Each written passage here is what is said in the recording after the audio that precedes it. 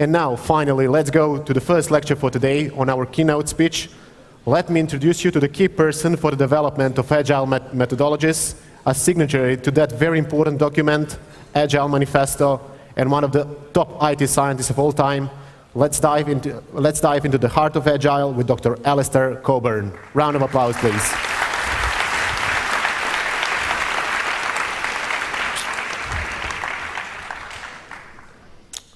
Dobro jutro.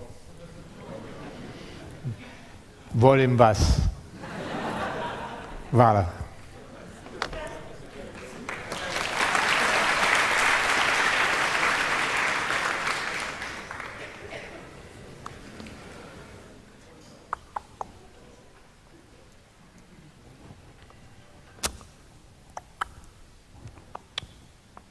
Beautiful. Thank you very much. It's my first time in Serbia, so I'm very happy to be here. I didn't see so much of the countryside this time, but maybe the next time I come I'll take some extra days and enjoy the good weather. The thing that's on my mind these days is how Agile has become overcomplicated. It started off in the 90s, everything was complicated, everything about software development was complicated, and we wanted to simplify it. And the basic idea is in those days, you put like 3 people or 6 people in a room together, they program, they talk to the users or the customers, they ship some software in those days every month or 2. That's all you need. Finished. That's the end of all methodology, just that. Everything takes care of itself. So then, we wrote this manifesto, and it has 4 values and these 12 principles, and it's very simple, right? It says, talk to each other, ship software, talk to the customers, and follow the trail that you go down. That's what the Agile Manifesto does. And then in the 15, 17 years that has been going on since then, slowly it's become more complicated and encrusted with, barnacles and things are stuck to it. And I just want to show, because I'm a certified Scrum trainer, like maybe some other people here, and my screens are out of sync now. This is going to cause me some problem, but that's okay. But in the last, I was a trainer in 2008, 2009, and to become a certified Scrum trainer, they said, prove you know anything about Scrum, so that was easy. And then they said, show that you know how to teach, so that was easy. Said, okay, so now you're a certified Scrum trainer. Then I let it lapse, and I got it back about a year ago. And I had this thing I had to fill out, a spreadsheet with 118 learning objectives that I am supposed to deliver inside of 2 days. So that's like one every 5 minutes. I don't even know how to do that. Obviously I do that, but I don't know how to do that. And I went, wow, that's what Scrum looks like today. 118 learning objectives. I describe it in 5 sentences, but that's how complicated it's become. And it shouldn't have to be that complicated. Now, in case you don't want to learn all 118 learning objectives, I went online and I found this wonderful thing right here. Certified Scrum certification, $29. Be Scrum certified online in 1 hour. Sounds about right, hey? 100% pass rate or refund. So now you guys, right? You can choose. You can take the hard route and learn 118 learning objectives, or you can get your 29, I don't know who these people are, by the way. I just found this online. So anyway. But the point is that it's just too complicated. So what happened was, I'm just going to go back to this. About 2 years ago, I was trying to re-simplify and find what is the essence, what is the center, what is it we were really aiming for? And I found that you only need these 4 words. You're completely finished with these 4 words. Collaborate, deliver, reflect, improve. You collaborate in order to deliver, you reflect in order to improve. You collaborate, you reflect on your collaboration, you improve the collaboration. You deliver, you reflect on the delivery, you improve the delivery. That's it. I made this so simple, it's only 4 words. You can't escape it. Once you see these 4 words, you can't escape it. Now, it's still difficult to do, right? Because it said deliver, and I don't know if you guys have done any deliveries at all. Have you got those apps? Yeah, let's see, I'm going to go through, I don't have it memorized. What are my questions? I have like 6 questions to ask you.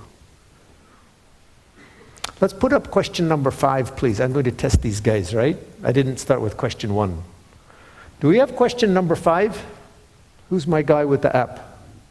I just like made a mess of everything, didn't I? Very good. How long is the average time from when a feature is finished being programmed and when it is deployed? And here are your choices for your answers. You guys have the apps, yeah?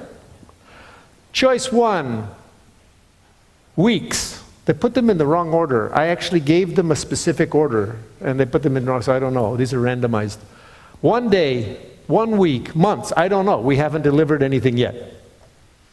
So those are your choices. And for the guy who put these in, I put them in a specific order. I would really appreciate if you get these questions in the order that I put them in.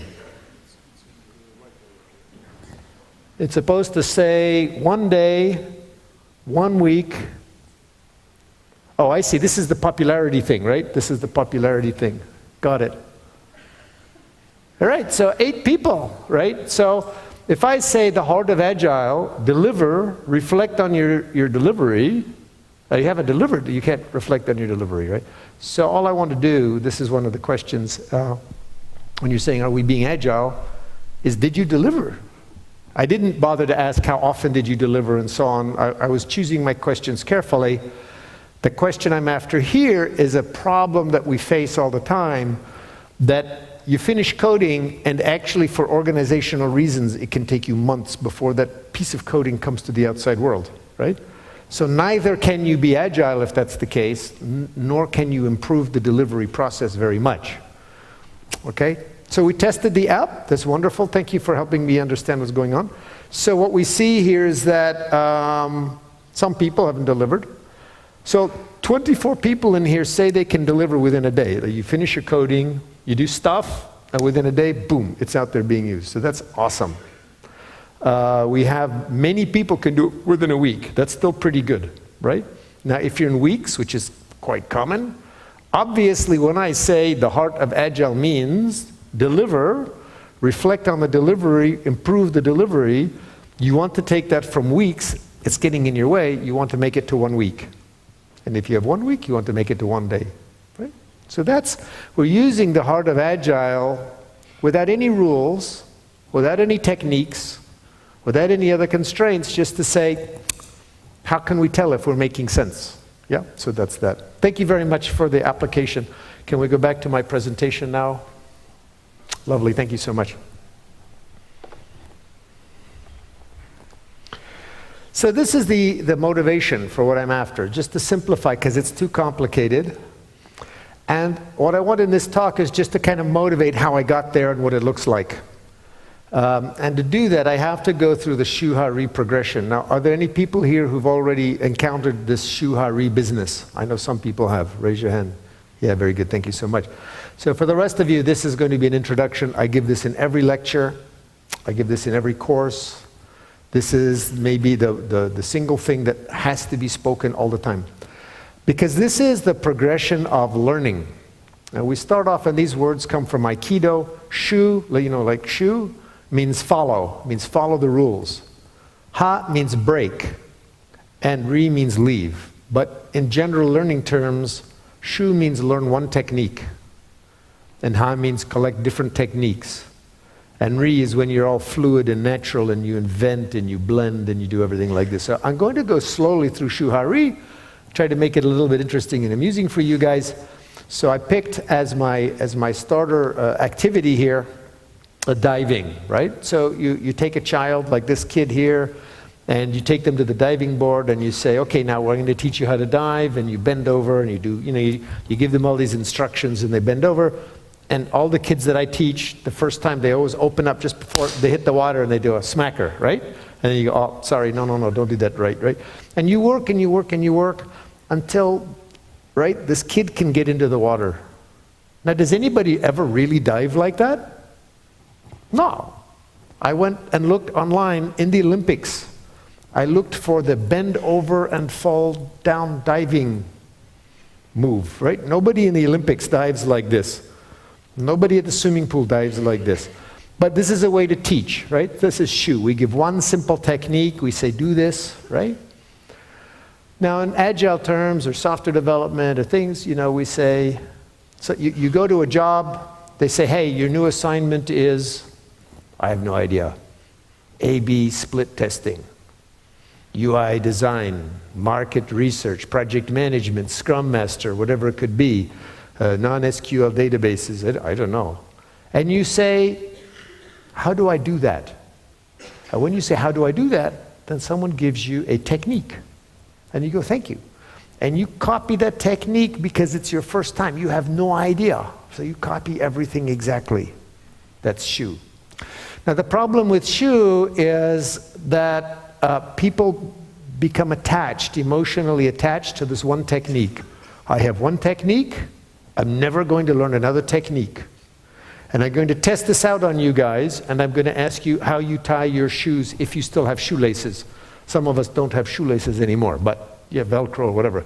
Those of you who tie shoes, there's two main ways to tie shoes. One way is you make a loop, then you go right round the tree and down the rabbit hole. Right? Round the tree, down the hole, pull it through, you have a bow. The other way is you make two loops, so you make a half knot, you make two loops, and you tie them in another half knot, right? Two half knots or around the tree, down the hole. Now we're going to do a little survey. I'm sorry, I didn't think of this in time to put it in the app. We could really be official about it, but we'll just look in here. Raise your hand if you do the round the tree and through the hole way of tying your shoes.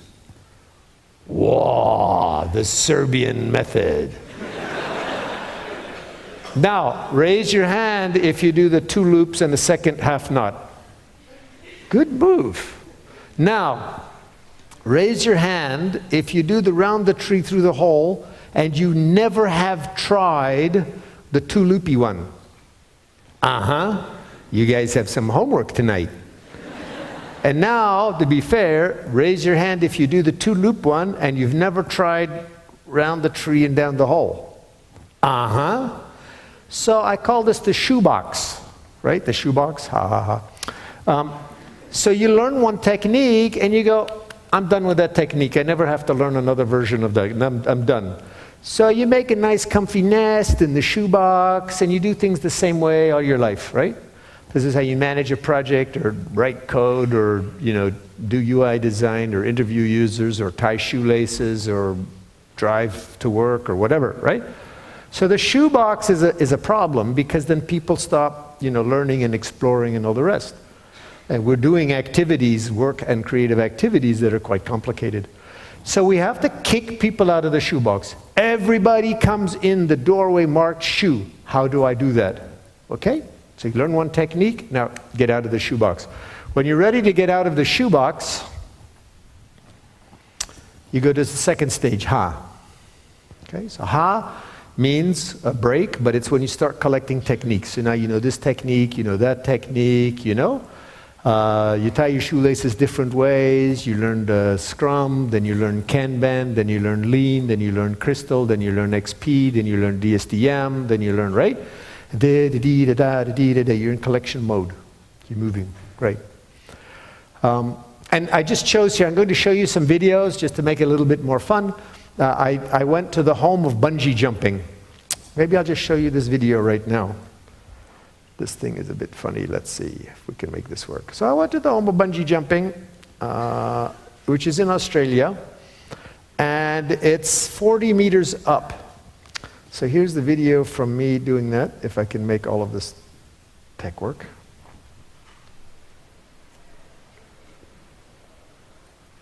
Go, baby, go. There we go. So I cut the sound for the moment. So that's it, and you go up there and you have to jump off. But they tie this thing around your foot, so in principle you're not going to kill yourself. And so I'm up there and there I am, and you see I just have a re tattoo, so we'll see re in a minute. But I'm up there and I go, I have a choice of ways of going off. So I say to the guys, hey, can I go off backwards? They go, no. Can I do a flip? No. Can I spin? No. What can I do? Just go off forwards. So, okay, so I have some choices. So at this moment, I have choices. I'm in ha. I specifically going to choose something, and I choose this one. I choose nothing, but okay, it looks kind of pretty. I said, okay, I'm going for pretty. That's fine. Then you bounce. And then you swing around. And then if you're, like a competitive person, then you get bored, and you start doing sit-ups. And you wait for a boat to come and pick you up, because you're hanging upside down. And after 30 years, they've been doing this for 30 years, look at their high-tech method to get you back. They have a little steps.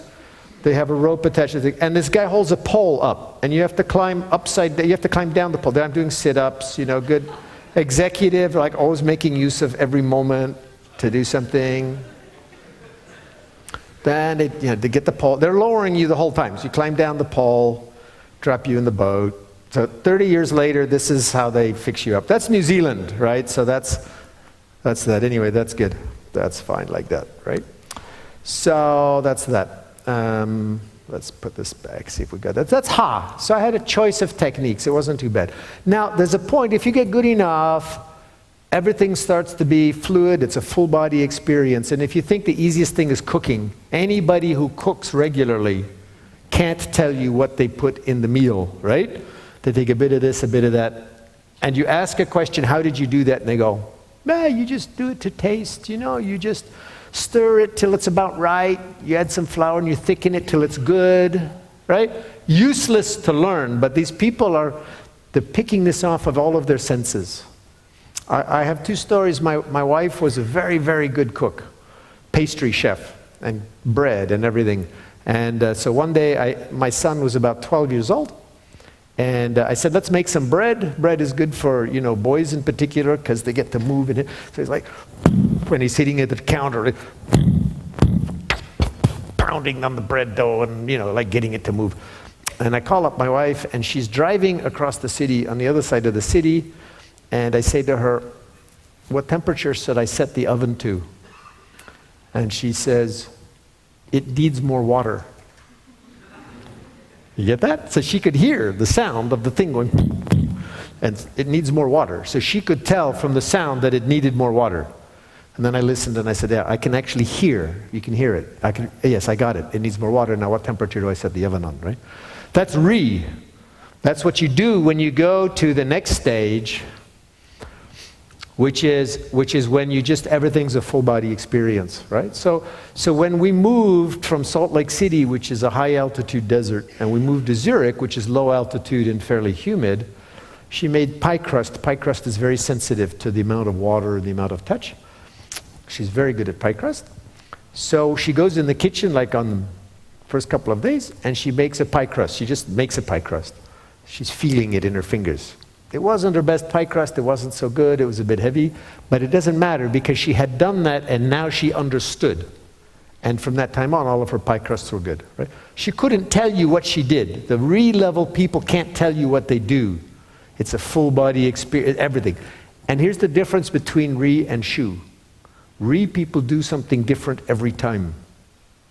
Shu people are trying to find one thing that will stay still. So there's a fundamental contradiction between shu and re. We have to understand this. This is why I give this lecture every time, every class, every lecture. Because the people who are running your project, the people who are experienced and are going to make your stuff work, whether it's an executive, sales, marketing, product owner, programmer, tester, whomever, they're re. They're looking for every little cue because you're doing an internationally competitive project. You need some re-level people to like steer and just figure out something's not right and a little bit, and they can't say what they're doing. But you also have people who are coming in from the outside and they're shu and they say, give me one technique. So there's a fundamental opposition here. So when we teach techniques, when I teach techniques now, I always say, here's a shu level technique. Get started with it, and then get out of the shoebox so you are collecting And then all you re-level people have some patience because, right, this progression is inevitable. So what happened with Scrum between 2001 and 2015, all those 118 learning objectives and all of the stuff you guys read, you know, in your Scrum books or whatever, are trying to make Scrum, which is fundamentally a re-leveled thing. The ultimate definition of Scrum is very re-level. It's like stir until it feels right kind of instructions, trying to make it accessible for shoe-level practitioners. So you have to recognize that all of the rules you have about Scrum, they're shoe level to try to make it easy on you to get started, but then you have to get out of the shoebox, right? And so on. So I'm going to show a video now. So this is one of my favorite places in the world. This is in Nice, France. And at the end of the promenade, there's a cliff. And as you can see, it's a pretty dangerous cliff. It's about 8 meters up, and you have to clear 8 meters to land in the landing spot, right? 7 or 8 this way. And so you can see it's a 45-degree angle. There's rocks underwater. And there's a sign up top. It says no diving for obvious reasons, right? It's dangerous. And as you can see, there's like all these people who hang out there and dive, right? Anyway, so like me, why not? So when I did this, by the way, I go and I ask this kid, I say, jump off so I can see what it takes to jump off. And he jumps off and does his thing, right? Running jump. Some like 18-year-old, very fit guy. And there's a middle-aged French guy next to me, and he turns to me and he says, "That's not for people our age." And I thought to myself, that's not for people your age. That's for people my age. So of course I did it. But the reason it's is because you only get one try at this thing. Right? There's no nets, there's no bungee, right? You push off, that's the whole game. That's everything. You don't do this unless you know you can do this. So let's see. So here's the video. This was actually the second time I did it. And what I want you to watch for is the number of wiggles that my body takes. This is really quite interesting. This is why I picked this thing. So there's a course correction in the middle. Now the moment you take off, like the moment your toes leave the rock, your horizontal distance is guaranteed. There's nothing more you can do about your horizontal distance, right? The only thing you can work is your rate of rotation. So this whole thing takes like, you know, how long does the dive take? Maybe a second, a half a second. Look at the number of body rotations that happen there. Then I'll run it backwards also. You see all that wiggling going on? And then my flip-flops come off because I dive with flip-flops on, right? So I'll run that backwards just so we can. I just want you to see, because it was interesting to me. I was looking for examples of shuhari, and obviously this is happening faster than I can think, right? There's absolutely no conscious thinking happening, right? You see all these wiggles, right? So at that moment, horizontal is given, and then some part of my body goes, I'm not turning fast enough. I like this, looks like I just fell out of a balloon, right? But that's just to speed up the rate of rotation. And then it's like it's good, no. And that's actually speed up the rate of rotation the other way, clearing the rocks, right? And then it comes out good. Boom, right? So that's re, right? You can't predict it, you can't describe it, you just do it, right? That's re. So that's kind of standard. I've been talking about shuhari for many years. And so this is how it goes. So as you get better, things get more complicated. Shuhari, right? So shu, you just code or something, and ha, you do all this stuff, and the re people go, I can't even tell you. Like, don't even try, right? Just let me, I'll take it, right? Or whatever. Now, when I wanted to find the center, the essence of Agile, I decided to see if I could do something with this Japanese words in progression, and I found this great word called kokoro. The word kokoro means the essence or the heart. It's translated as heart, but not like I heart New York. No, this is the essence. And the great samurai master Musashi in the 1600s, when he got old and wrote his, like how to be a great samurai guy, he used this word kokoro all the time to say the essence of a samurai is to do this, right? So I said, okay, this is exactly what I want. Because people who live long enough and they're and they're masters, I notice in all of the fields, that they hit a point where they go, look, you don't need all that complication. Let's simplify it. And they all go through the simplification phase, and they try to find what's the short way of encapsulating this thing. And these people are very annoying, because when you ask them any question, they say, just master the basics. Yeah, but what about this, and what about that, and what about this? Just master the basics, right? Very annoying. I took fencing from a Hungarian fencing master, and he said, you Americans are so impatient. In Hungary, we spend 2 years just on footwork. Nobody touches a foil until they get the footwork right for 2 years, right? This is essence. The essence is the footwork. I've been learning tango for 3 years, and I went through the Shuha stuff, right? So I go to tango class, and I say, how do you do tango? And he says, you walk and you do this, right? And gives me some steps, and of course, I do this, and I go, that's boring. Can you give me another one? So they give me like 3 steps, and that's all I have, and I'm dying of boredom, but I'm Shu.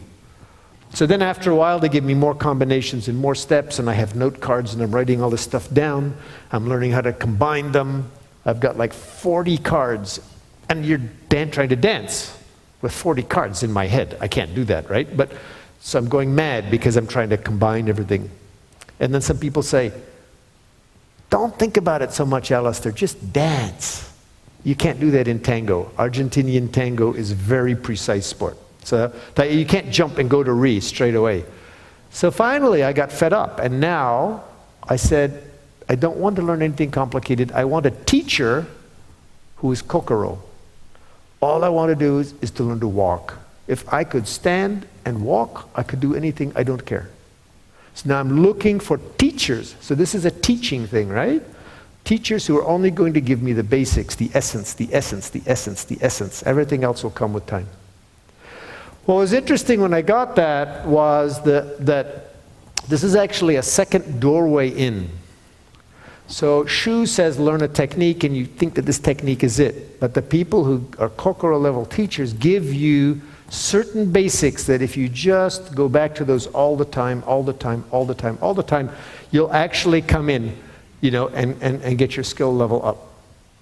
So that's what I'm doing with the Heart of Agile. Just these 4 words, right? This is the basics. All you have to do, collaborate, deliver, reflect. Most people don't do a good job on reflecting, and improve. So to finish the diving sequence, I found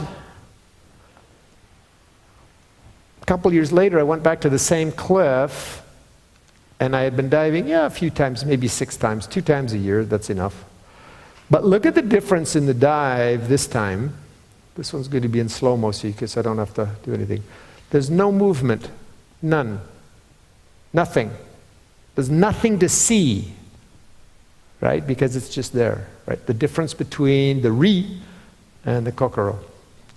Now to shift over here, I want to shift into a different domain, music. And I found these lovely guys, so I'm going to turn on the sound here. And let's see if we can get this guy. So this guy is Ree. This guy is amazing, the most amazing flute player I've ever seen. Look at what he does. The guy is off the charts.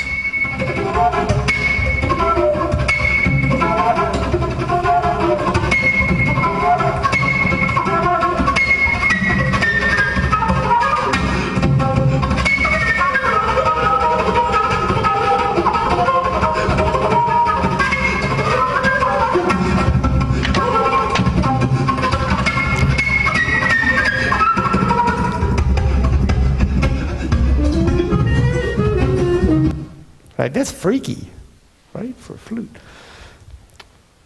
But at some point I go, that's so many notes. Do we need that many notes? What would a kokoro level person do or say? And I found this video of Dizzy Gillespie. Dizzy Gillespie was being interviewed, and he's an older guy now. So, and he's a trumpet player, right? So he doesn't, he's not a singer. But the guy, watch this. He's being interviewed, and by the time he's done, he's making Brazilian dance music with his fat little hands and his funny little tongue and his lips. He's and I'm ready to dance. I may be dancing on stage here. Before he gets through this little interview, this is kokoro level guy. Difference. No, let's talk about what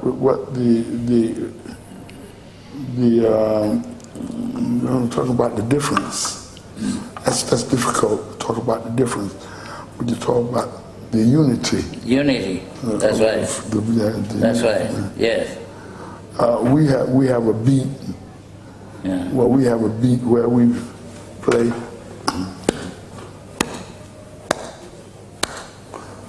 They don't do that. Cubans. What do they do? The Cuban do get.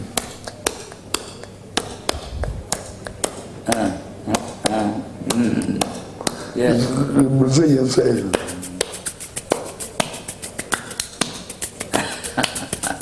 Yes. Yes.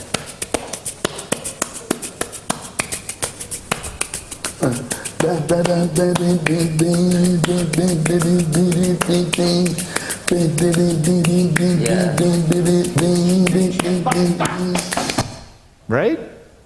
This guy's got nothing, right? He's got no tone, no up and down, no music, right? It's just all ba-doo-ba-doo. Like, that's Kokoro. Like, I go, wow, this guy's really good. So all of that is to motivate this idea of Shuhari and Kokoro.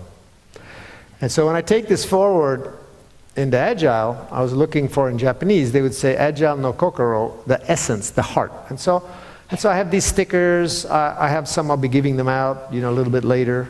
I don't have them on stage here. There's a website called Heart of Agile. But the main thing to remember is it contains nothing. There's 4 words. Collaborate, deliver, reflect, improve. Now, I thought this was empty, and then over the last couple of years, I was going like, is it really just 4 words? And I found as you explore these topics, they really get pretty complicated. So there, I unfolded it, and I used to make one of these little folding toys like this, so I just unfolded it a little bit. I said, okay, from collaborate, you've got the action of collaboration. And in my classes, I have a thing called collaboration cards. It's shoe-level technique for improving collaboration. So there's a Shuhari behind every box here. But also inside of collaborate, you've got trust. Trust is pretty complicated. I'll just unfold it one more.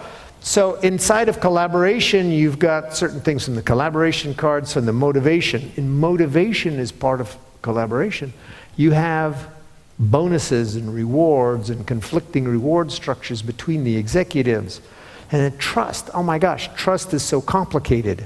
Trust is so difficult.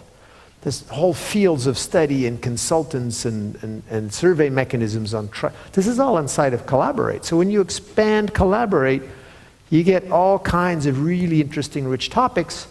And I'm going to pick a couple of little topics out of this thing just to show you, when you expand it, you get to really interesting places.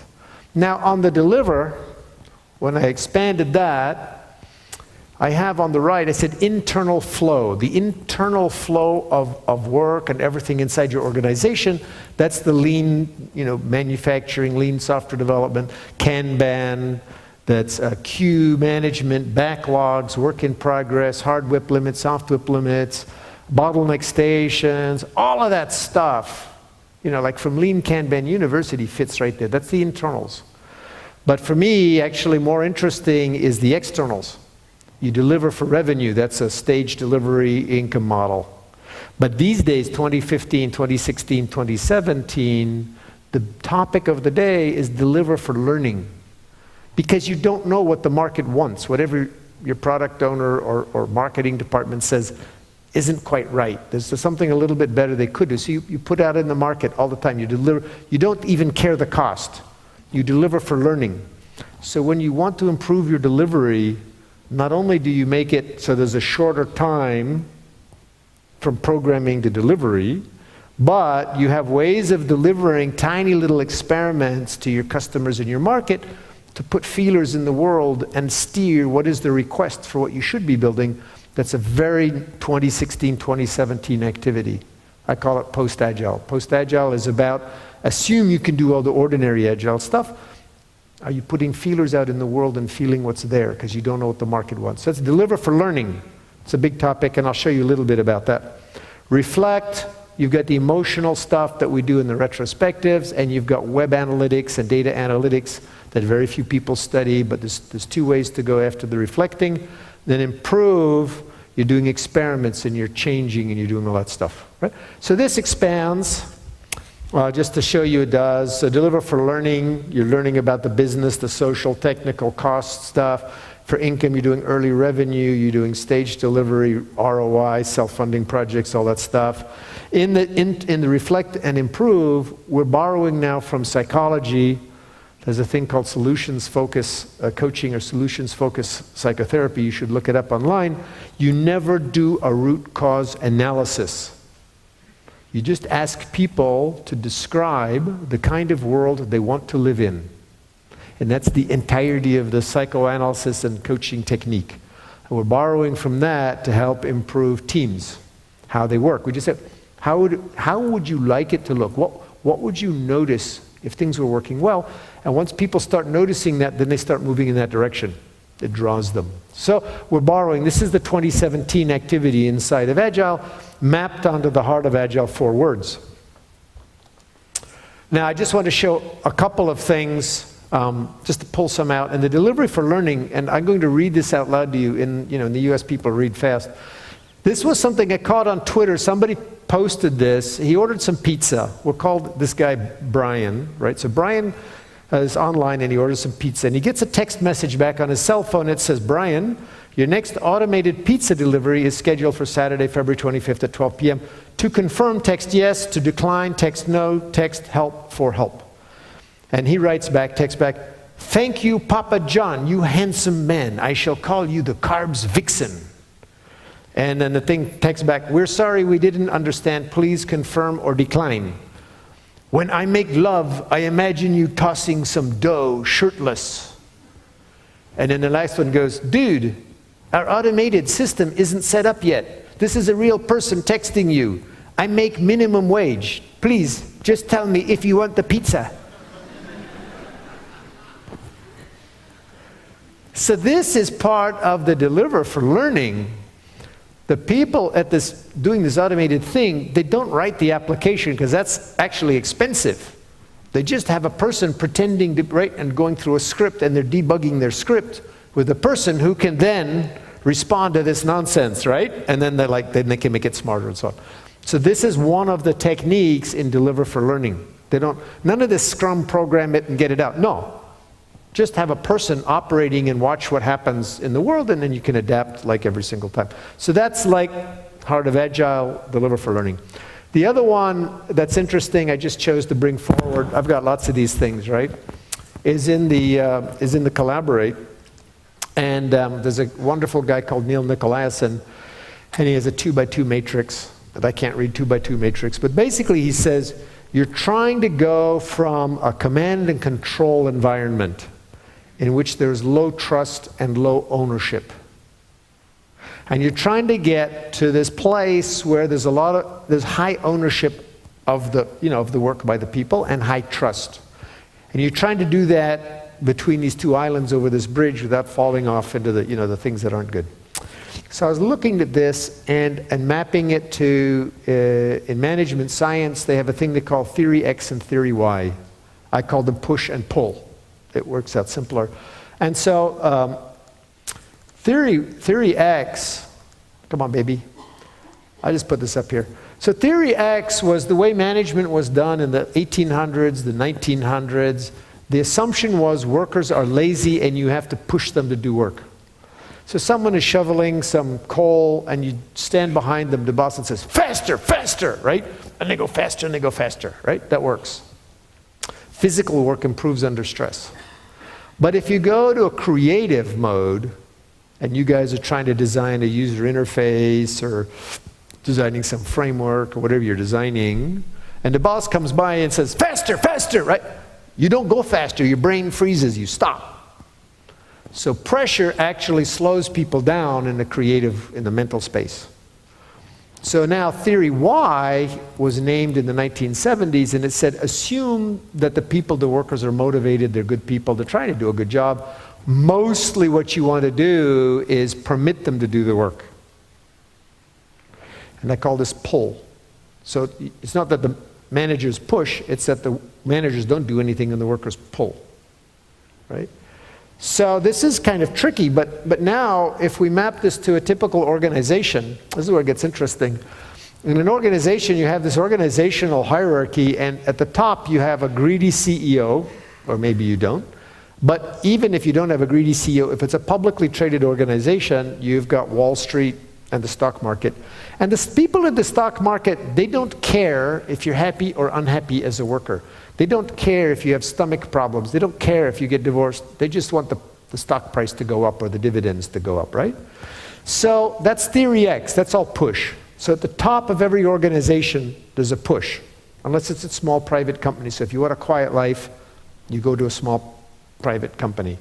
So what happens is we've got theory X at the top, but because we're doing creative work, we need theory Y at the bottom. Pull. We want quiet space for the people doing mental activities. They have to have quiet space. How do you convert from the push at the top with a lot of pressure into something with no pressure down below so that people can pull? Well, this is the job, I call this the push to pull umbrella. And this is fundamentally the job of the management chain, starting at the CEO. Somebody up there has to play the role of the push to pull umbrella. And we have all these words for good managers. We say, they shielded us from the pressure, right? They gave us quiet space. They gave us shade. We use all these words for good managers because their job is to convert, to block the push and allow the pull. So now we know what the managers do. You guys say, I don't know what managers do. Good managers do this, and it's very hard to describe it. So that's a push to pull umbrella.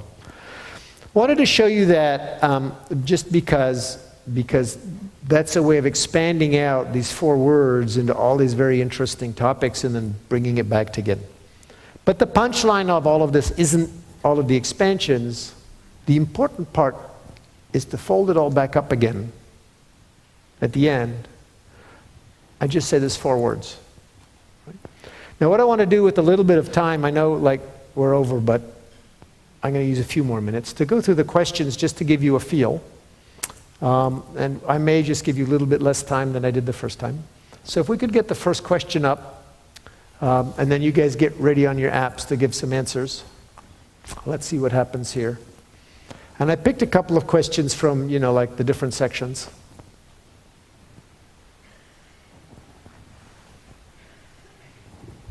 Good.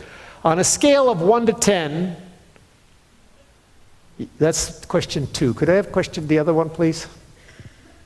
I gave you guys the stuff in the exact order I wanted.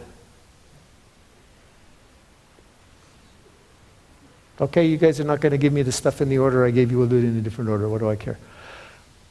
Now, that's question 3. Can I get question 1, please?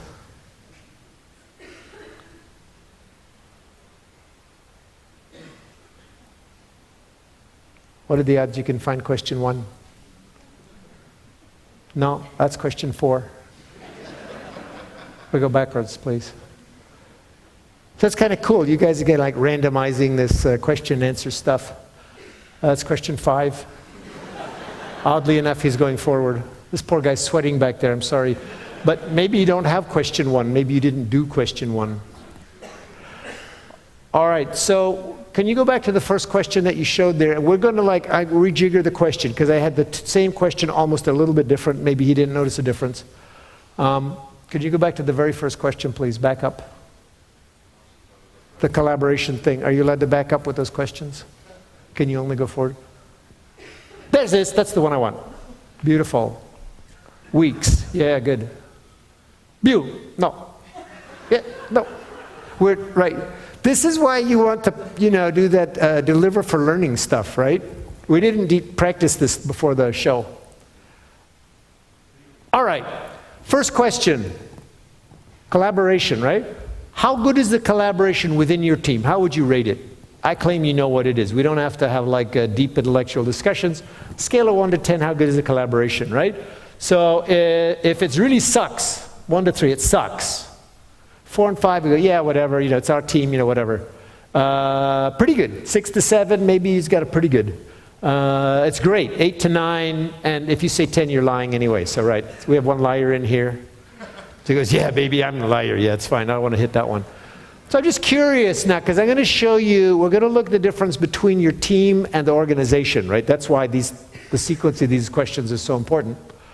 So we have, you know, by and large, I can't believe 50 people really have great teams. That's awesome. Either you're lying or you're really happy, and that's wonderful. But look at this. We're going to look at this distribution because trust and collaboration get more difficult as you go across, right? As you go across time and space. So I just wanted to get a sense. All right, good. So we've got easily, you know, 3/4 of this, 4/5 of this in the, well, we've got 160, and I can't see the things here. Where are they? So we have over 3/4 basically in the pretty good, from 6, 7, 8, 9. Like that's pretty phenomenal. That's really excellent. All right, thank you. Now can we go to the other collaboration question that says collaboration across departments, the first one that you showed? On a scale of 1 to 10, how good is the collaboration across departments in your organization? Get prepared to answer that when it pops up.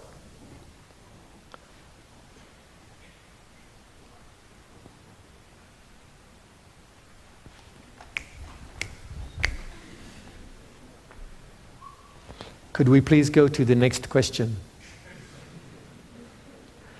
I don't care about any more answers, we're done. Like, there we go. On a scale of 1 to 10, how's the collaboration across departments in your organization?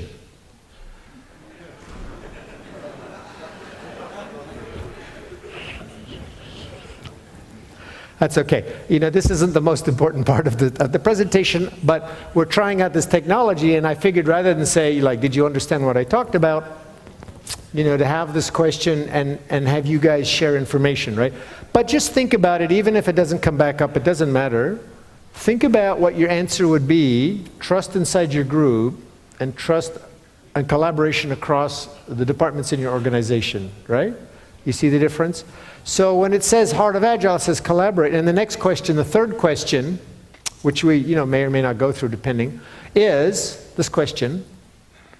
Can you think of one thing that you can do on your own to improve the collaboration?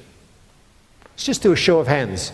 Forget this thing. This is a yes, no. Yes or no? Can you think of one thing you can do on your own to improve the collaboration, say across departments? I'm going to make it the difficult one. Oh, hands went back down again, right? That you can do personally, right? And raise your hand if you say, nah, I can't think of anything. Raise your hand. We'll do it by show of hands. And a bunch of you are refusing to just like participate. You think I can't see you out there? I can see you. Yeah, you there, you didn't raise your hand. But think about it, right? So the you don't want to own up to it. Can you name one thing you can do to improve collaboration? Not bad, it sucks, those are not the answers to that question. So I'm making up nonsense. I like that one. Did you say I'm just making up nonsense? I'm still lying, no. Right? Can you name one thing you can do to improve the collaboration? No, I'm still lying. Of course you can. Be honest with yourself. Of course you can.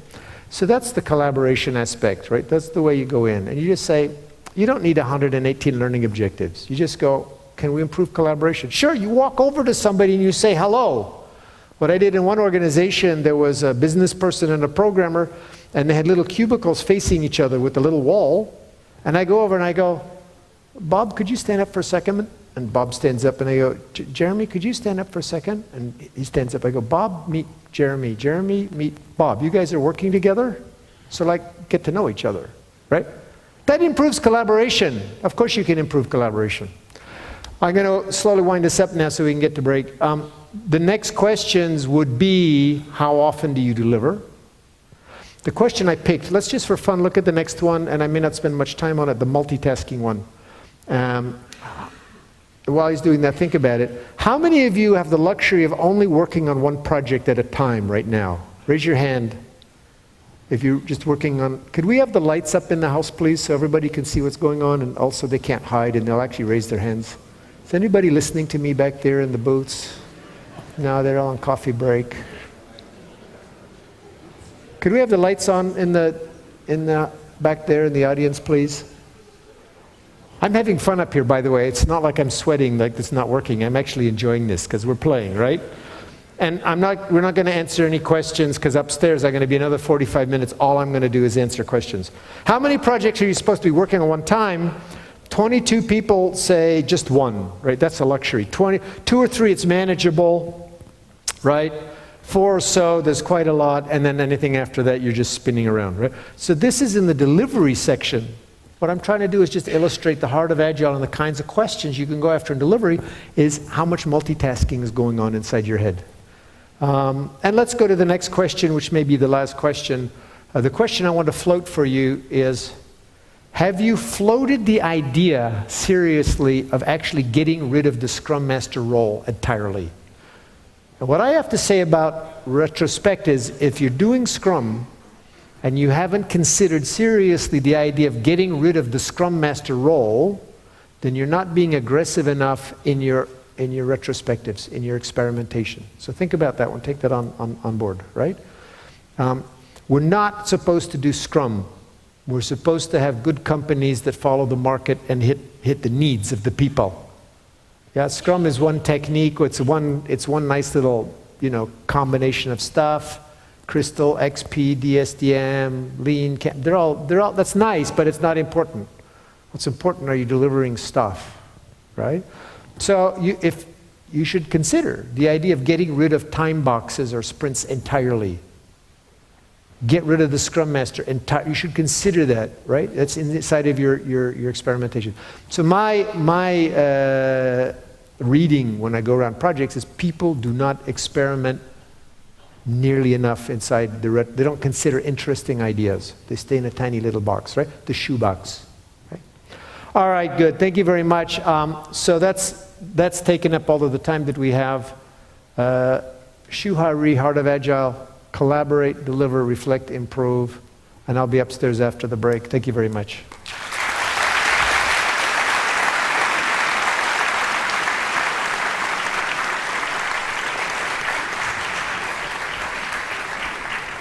Once again, round of applause for Dr. Alistair Cockburn, please.